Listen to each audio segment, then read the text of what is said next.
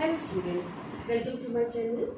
आज हम UP board का केमिस्ट्री में जो पहला चैप्टर है क्लास 10 का वो डिस्कस करेंगे। तो आपने जैसे ब्लैक बोर्ड में दिख रहा है रासायनिक अभिक्रियाएं एवं समीकरण, इनका पहला चैप्टर है 10th क्लास में। फर्स्ट चैप्टर यही है केमिकल रिएक्शन एंड इक्वेशन।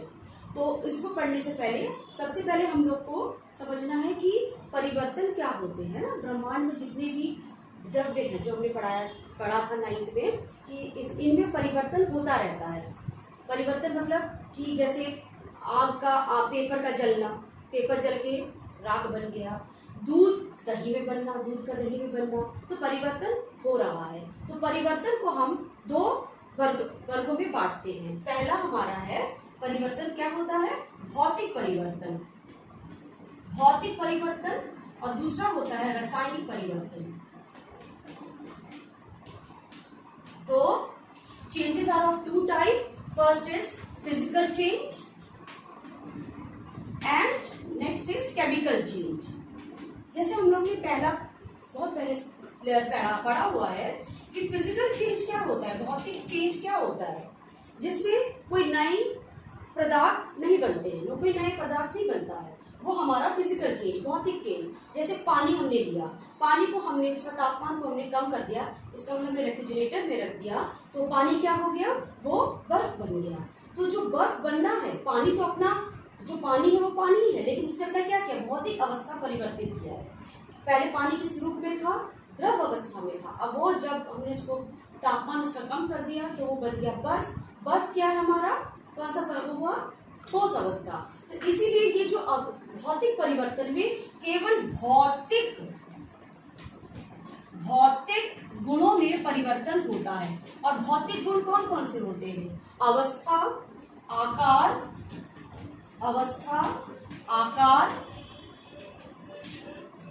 आकार और गंध में भी हो सकता है। इन सब में परिवर्तन में जो होता है ये हमारा physical changes. Physical changes are what, in which physical properties are changes, है ना, like state, कलर भी हो सकता है, इसमें हम रंग भी लिख दें आदि, है ना। आकार जैसे बड़ा छोटा, ये सब क्या हुआ हमारा, क्या हुआ, ये भौतिक चेंज, भौतिक परिवर्तन। रासायनिक परिवर्तन क्या होते हैं, रासायनिक परिवर्तन जिसमें कोई नए वस्तु हमको प्राप्त होता है। रासायनिक परिवर्तन में रासायनिक गुण का परिवर्तन होना, मतलब रासायनिक गुण का परिवर्तन होना मतलब कोई नए पदार्थ हमको प्राप्त होंगे। नए पदार्थ, इसमें सबसे मेन है नया पदार्थ बनता है या नया कुछ बनता है। पहला जो पुराना था वो सब नष्ट हो जाता है। जैसे दूध की प्रॉपर्टी अलग होती है, दूध का गुण अलग होता है। जब वो किसमें बदल जाता है, दही में, तो दही जो है वो उसका गुण अलग होता है। तो दूध से दही का बनना क्या कहलाता है, रासायनिक परिवर्तन। तो हमने अभी पढ़ा दो तरह के परिवर्तन होते हैं, भौतिक परिवर्तन और रासायनिक परिवर्तन। और संसार में जो भी जितने परिवर्तन होते हैं उस परिवर्तन में नए पदार्थ बनते हैं। जो नए पदार्थ ना भी बने तो कौन से परिवर्तन हुए, भौतिक परिवर्तन। उसको भी हम लोग क्या अभिक्रियाओं से पढ़ते हैं, अभिक्रियाओं के द्वारा पढ़ते हैं। तो आज हम लोग इन्हीं परिवर्तनों को रासायनिक अभिक्रियाएं और रासायनिक समीकरण के द्वारा पढ़ेंगे। तो सबसे पहले ये दो हमारे परिवर्तन आपको समझ में आना चाहिए। इसके बाद हम पढ़ेंगे कि रासायनिक परिवर्तन से ही हम रासायनिक अभिक्रियाएं करते हैं या बताते हैं। तो नेक्स्ट टॉपिक हमारा जो है वो है रासायनिक अभिक्रियाएं क्या होती है। रासायनिक परिवर्तन, जैसे हमने अभी आपको बताया कि रासायनिक परिवर्तन में नए पदार्थ बनते हैं।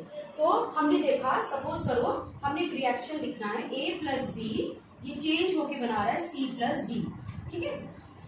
मतलब हमने चेंज हो रहा है, मतलब A और B आपस में अभिक्रिया करके C और D बना रहे हैं। तो जब रासायनिक परिवर्तन होता है तो नया पदार्थ बन रहा है हमारे पास, है ना। तो इस अभिक्रिया जो हमने लिखा है, जो परिवर्तन को हमने लिखा है, उसको हमने क्या किया है, हमने एक स्टेप पे बताया है कि A एक पदार्थ है, दूसरा B दूसरा पदार्थ है, और हमको C और D दूसरा पदार्थ प्राप्त हो रहा है।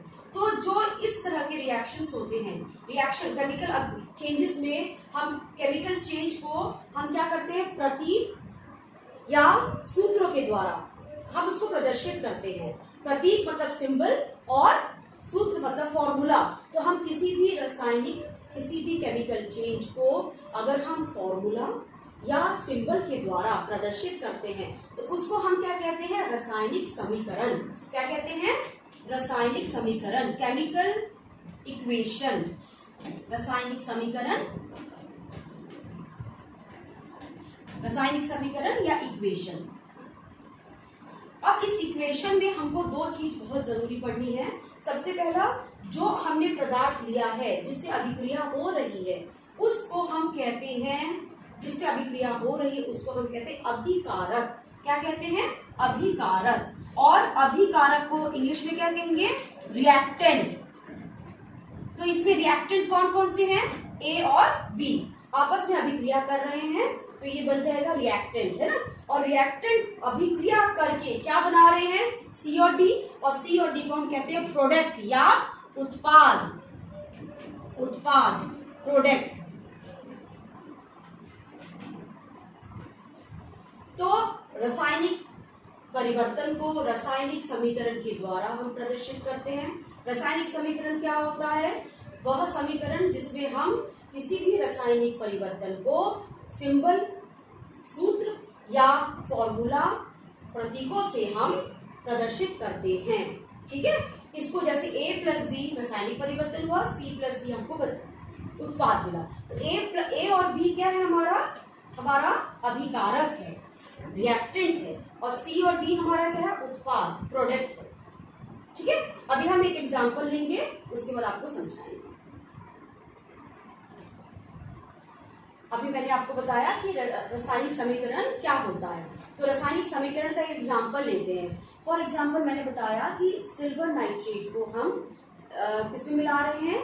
आप सोडियम क्लोराइड में मिला रहे हैं और हमको प्राप्त हो रहा है सिल्वर क्लोराइड और सोडियम नाइट्रेट। तो इसको हमने बोल दिया, अब इसको हम लिखेंगे क्या? जैसे हमने लिखा AgNO3, ये हमारा क्या है?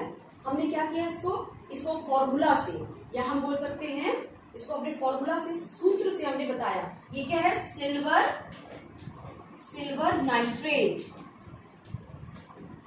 सिल्वर नाइट्रेट को हमने किससे रिएक्शन करवाई? NaCl, सोडियम क्लोराइड से, सोडियम क्लोराइड। और हमको जो प्राप्त हो रहा है हम उसको कैसे लिखेंगे? उसको कैसे लिखेंगे? क्या प्राप्त हो रहा है? इसको हम लिखेंगे AgCl plus NaNO3, silver chloride और सोडियम नाइट्रेट हमको प्राप्त हो रहा है। अब हमने इसको क्या किया? इसको हमने फॉर्मूला से बताया, इस अभिक्रिया को हमने फॉर्मूला से बताया। तो इस पूरे को हम क्या कहते हैं? इस पूरी क्रिया को हम कहते हैं रासायनिक समीकरण, केमिकल इक्वेशन। तो केमिकल इक्वेशन लिखने के लिए हमको तीन चीज जरूरी है। सबसे पहला तो हमको जो भी रिएक्शन हो रहा है उस तत्व का या उस पदार्थ का पूरा हमको फॉर्मूला पता होना चाहिए, सूत्र पता होना चाहिए, सबसे पहली बात। दूसरी, जो हमने बताया कि रिएक्टेंट और प्रोडक्ट, हमेशा रिएक्टेंट, जैसे आप आपकी कॉपी इस तरफ है, आप लिख रहे हैं, तो हमेशा हमारा क्या होगा? राइट हैंड साइड में हमेशा हमारा रिएक्टेंट होगा, फिर प्रोडक्ट होगा उसके बाद। और दोनों को हम पृथक करेंगे एक एरो की तीर से। तो पहले हम लिखेंगे रिएक्टेंट, उसके बाद हम, चाहे वो रिएक्टेंट एक से ज्यादा भी हो सकते हैं, A प्लस बी जैसे हमने लिखा, और उसके बाद हम लोग लिखेंगे प्रोडक्ट। और प्रोडक्ट को जब हम लिखते हैं, चाहे वो C प्लस डी एक से ज्यादा भी हो सकता है, और उन दोनों को हम लिखने के बाद हम एरो लगाते हैं। इसका मतलब इसने रिएक्शन करके ये प्राप्त हुआ है हमको। तो ये हमारा जो एरो है ये हम प्रदर्शित करते हैं। तो सबसे पहले केमिकल रिएक्शन को केमिकल इक्वेशन से हम कैसे प्रदर्शित करते हैं पता चल गया। हम पहले उन सभी रिएक्शन को क्या करेंगे? इनके सूत्र या प्रतीक के द्वारा हम एक एरो से प्रदर्शित करके उसको उत्पाद लिखते हैं। तो इस तरह से हम केमिकल इक्वेशन को तैयार करते हैं। तो केमिकल इक्वेशन को तैयार करने के लिए आपको सबसे पहले जितने भी परमाणु हैं या जितने भी आपके पदार्थ हैं, उनको आपको अणु है, उनको आपको फॉर्मूला याद होना चाहिए। ठीक है। फॉर एग्जाम्पल हमें एक सिंपल सा रिएक्शन लेना है। जैसे मैग्नीशियम में मैग्नीशियम ऑक्सीजन से अभिक्रिया करके मैग्नीशियम ऑक्साइड बना रहा है, तो आपको सबसे पहले पता होना चाहिए मैग्नीशियम को हम कैसे प्रदर्शित करते हैं, Mg से, है ना। तो Mg हमारा क्या हुआ, मैग्नीशियम। ऑक्सीजन हमारा ऑक्सीजन से अभिक्रिया कर रहा है, ऑक्सीजन एक गैस है, इसलिए उसको हम कैसे लिखेंगे, जितने भी गैस है वो क्या होते हैं, द्विपरमाणुक होते हैं, डाई एटॉमिक होते हैं, और डाई एटॉमिक को हम लोग दो H2, O2, N2, है ना। तो यहाँ पे हम ऑक्सीजन लिखेंगे तो O नहीं लिखेंगे, ऑक्सीजन फिर हम O नहीं लिखेंगे, क्या लिखेंगे, O2। तो जितने भी गैस होंगे उनको हम डायटोमिक के रूप में फॉर्म में लिखते हैं। तो Mg मैग्नीशियम ऑक्सीजन से अभिक्रिया करता है तो क्या बनाता है, MgO। अब देखिए सबसे मेन हमारा एक और हम चीज देखते हैं, संतुलित chemical equation, balanced chemical equation.